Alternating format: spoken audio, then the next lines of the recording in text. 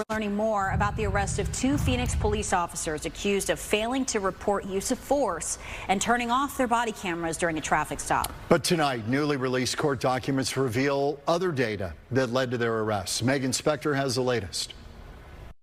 Both officers now face a list of charges, but without body cam footage, investigators and prosecutors are leaning on other digital evidence to piece this case together. The state does believe that this defendant, along with the co-defendant in this case, are a danger to the victims, the community, and a potential flight risk. Former Phoenix police officers Luis Vasquez Jr. and Antonio Felix have been fired and arrested. They now face charges including aggravated assault, kidnapping, tampering with physical evidence, and more. Extreme and unjustified violence against these victims. Defendant Vasquez punched victim 1 multiple times in the head, face, eyes, nose, and groin. He broke the window to gain entry to this motor vehicle. He pointed his service firearm at the victims and even counted down from 3, threatening to shoot. Felix is accused of tasing the couple multiple times.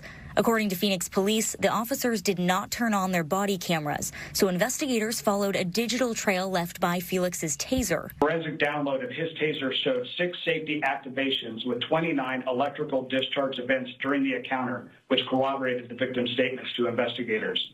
And he also tased victim 2 while she was being placed in an arm bar and being restrained by law enforcement. That matches the victim's reported injuries of burn marks consistent with that taser's contact pattern.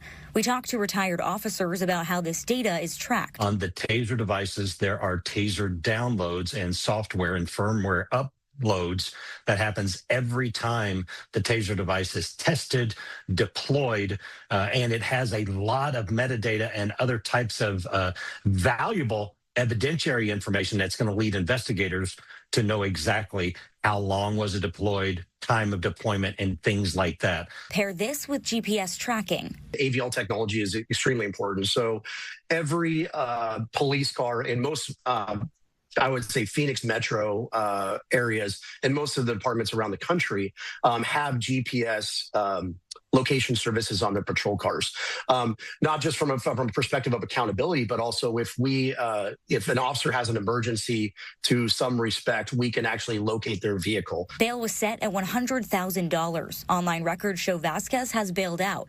The county attorney's office says they're reviewing the case and cannot comment, noting that charging decisions depend on the law, evidence of a crime, and the likelihood of conviction.